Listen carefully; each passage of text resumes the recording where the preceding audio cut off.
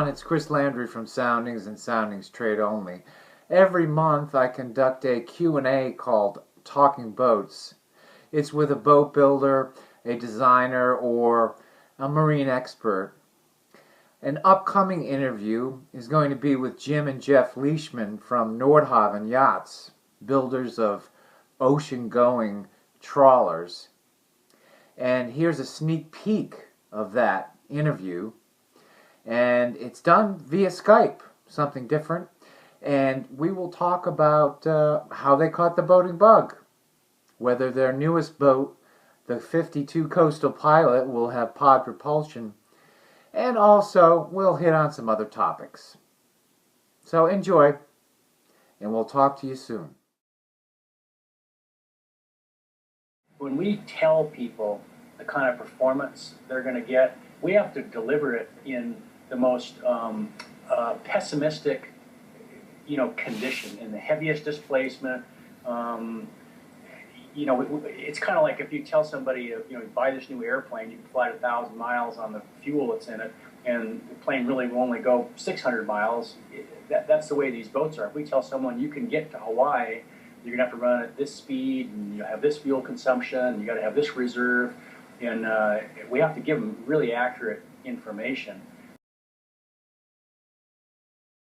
And our goal really with the Coastal Pilot is not to have a 25 knot boat, or what we really envision is that this boat is going to spend most of its life running between 8 and 12 knots, and occasionally an owner's going to want to go 15 or 16 knots for whatever reason, to get in before dark.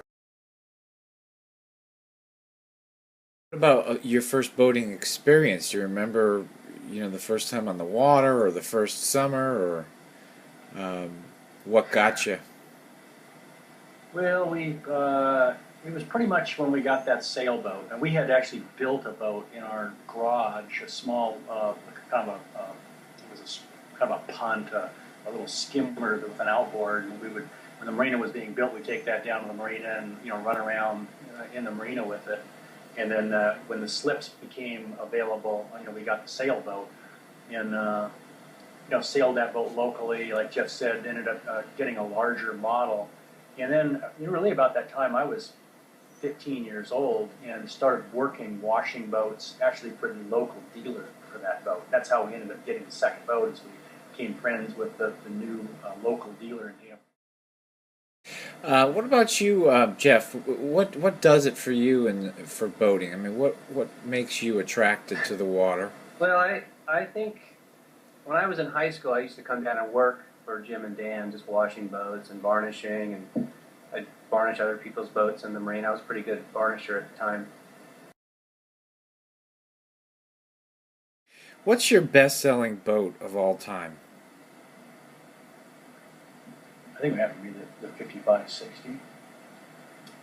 Yeah, in the time period, I would think. The 46s, I think we built 80 some odd 46s, but that was over about a long period of time. We'll see. The 5560 is probably going to surpass that. We're up to 60 some odd hulls on that boat.